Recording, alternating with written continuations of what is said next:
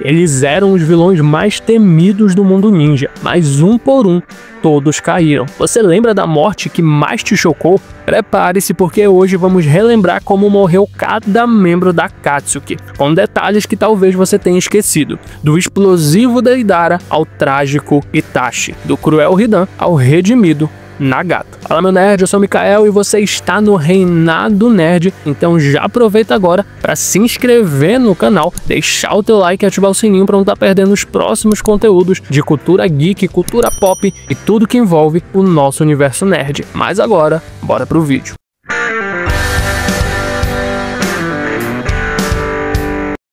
Sasori nasceu na Vila Oculta da Areia e teve uma infância marcada pela dor da perda. Ainda muito jovem, viu seus pais morrerem em missão, mortos por Sakumo Hatake, o lendário canino branco da Folha. Criado pela avó, Shio, ele encontrou nas marionetes uma forma de preencher o vazio, mas o que começou como arte logo se transformou em obsessão. Sasori passou a substituir partes do próprio corpo por mecanismos, até se tornar uma marionete viva, com apenas um único vestígio de humanidade, um núcleo onde ainda pulsava seu verdadeiro coração. Na Akatsuki fez parceria com Deidara, formando a infame dupla artística.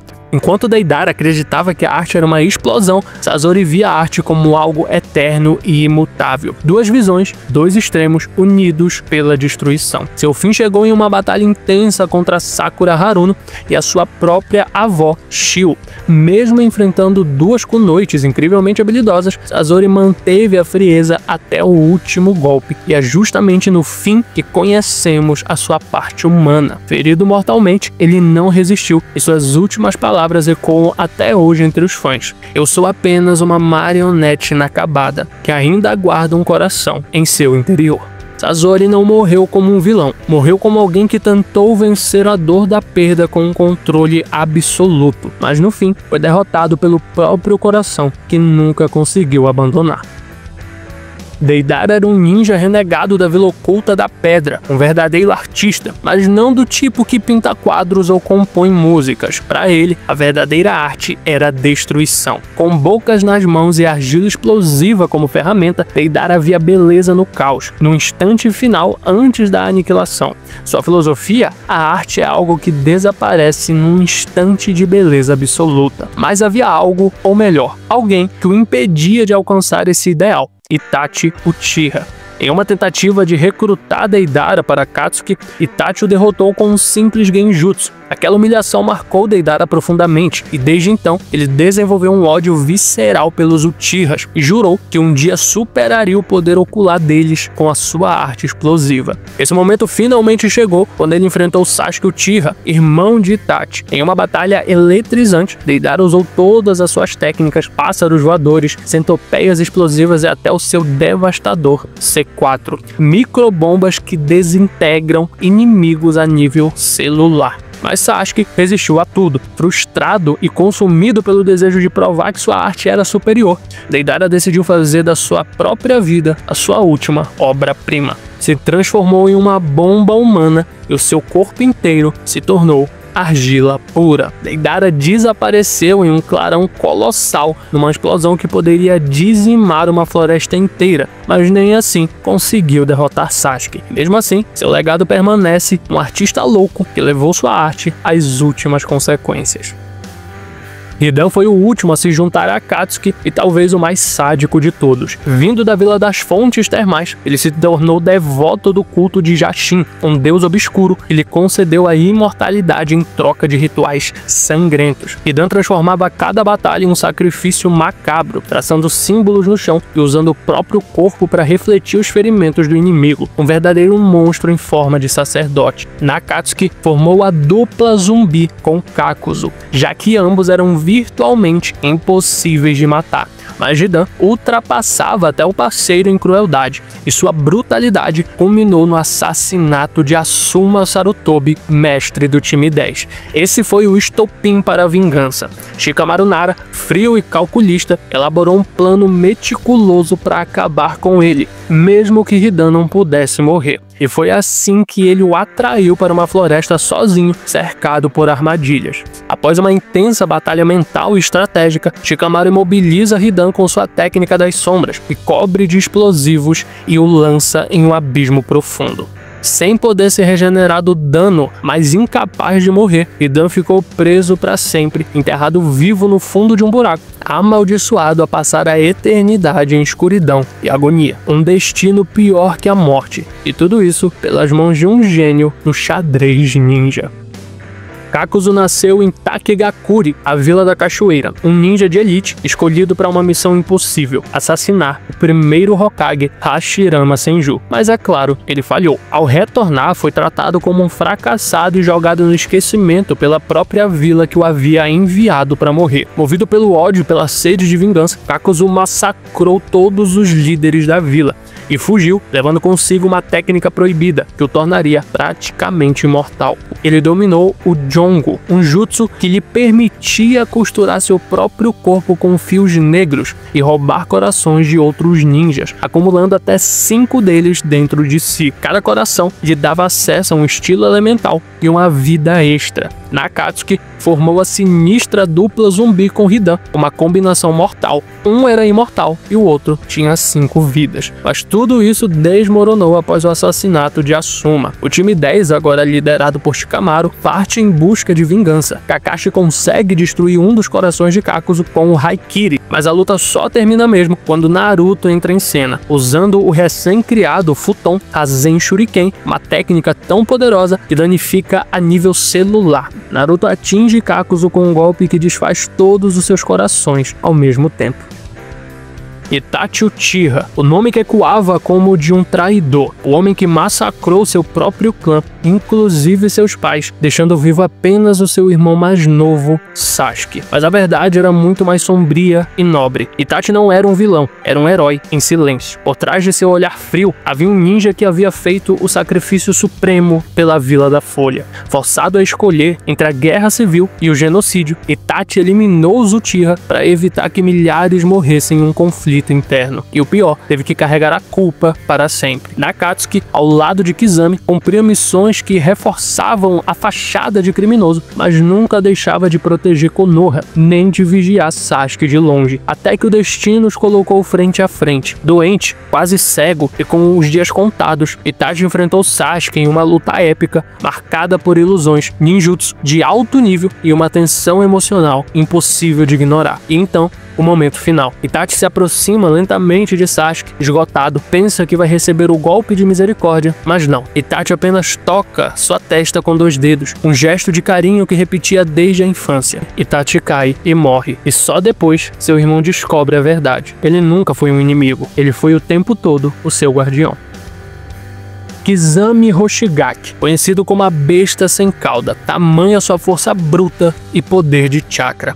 Vindo da Vila da Névoa, ele fez parte do temido grupo dos 7 espadachins da Névoa, portando a lendária espada Samerrada, capaz de devorar chakra. Mas Kizami carregava algo ainda mais afiado do que a sua lâmina: a lealdade absoluta. Com um passado marcado por traições e assassinatos, ele passou a acreditar que a mentira era a verdadeira natureza do mundo ninja.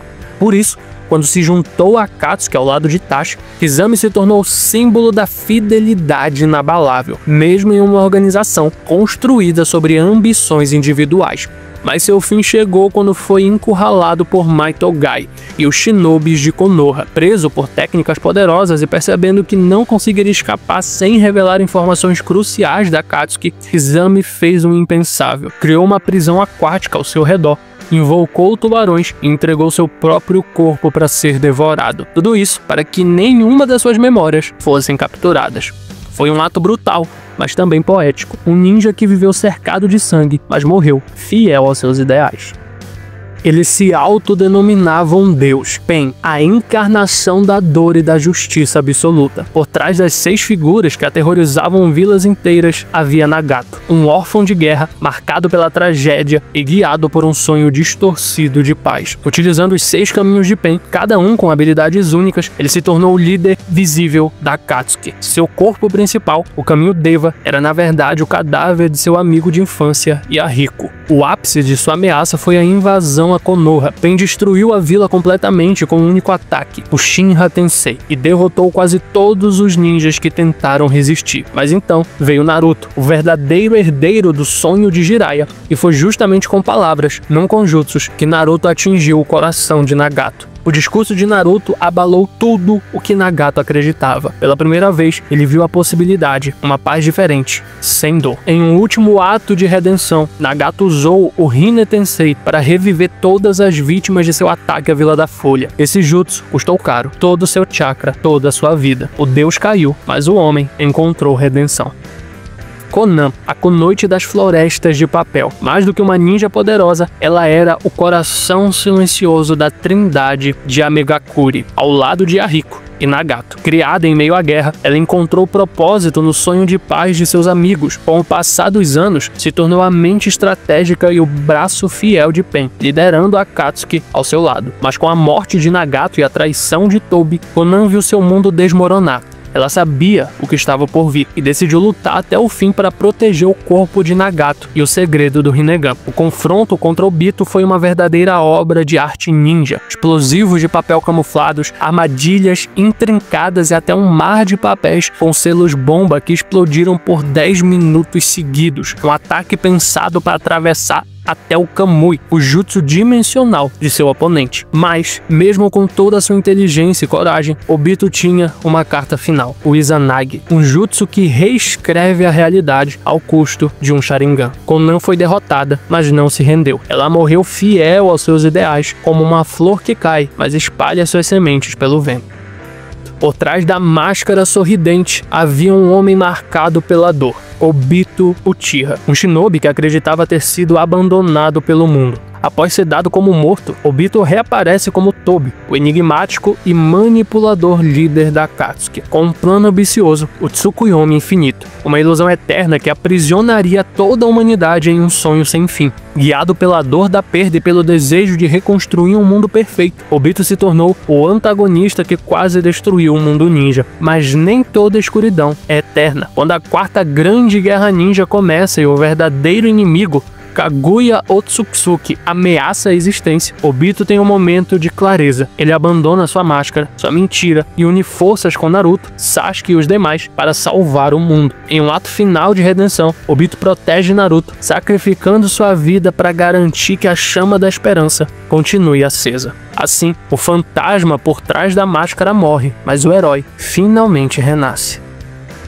Nas sombras da Akatsuki havia alguém que ninguém realmente entendia. Zetsu, uma entidade dividida metade branca e metade negra. Zetsu era mais que um ninja, era uma extensão do próprio plano maligno de Kaguya Otsutsuki. Com uma habilidade única de espionagem e manipulação, ele atuou como espião silencioso, colhendo informações para preparar o terreno para o renascimento de Kaguya. Mas a verdadeira traição veio no momento mais crítico. Zetsu revelou seu guardião secreto do chakra de Kaguya e ajudou a ressuscitar a deusa ancestral. Na épica batalha final da quarta grande guerra ninja, Zetsu foi selado junto com Kaguya, encerrando seu reinado de manipulação e mentiras. Zetsu desapareceu, mas seu legado sombrio é lembrado como a peça final do quebra-cabeça que quase consumiu o mundo. Antes de finalizar, vamos lembrar de alguns nomes que também fizeram história, mas ficaram fora da contagem oficial. Orochimaru, um dos poucos que vestiu o manto da Akatsuki e ainda está vivo até hoje, sempre tramando seus próprios planos sombrios. Yuzo Biwa, um renegado da Vila Oculta da Névoa que morreu durante uma missão ao lado de Itachi, cercado por caçadores implacáveis. E Shin Uchiha, criado por Orochimaru, ele tentou reviver o legado da Akatsuki na era Boruto, mas foi derrotado pelo novo time 7, selando o fim da sua ambição.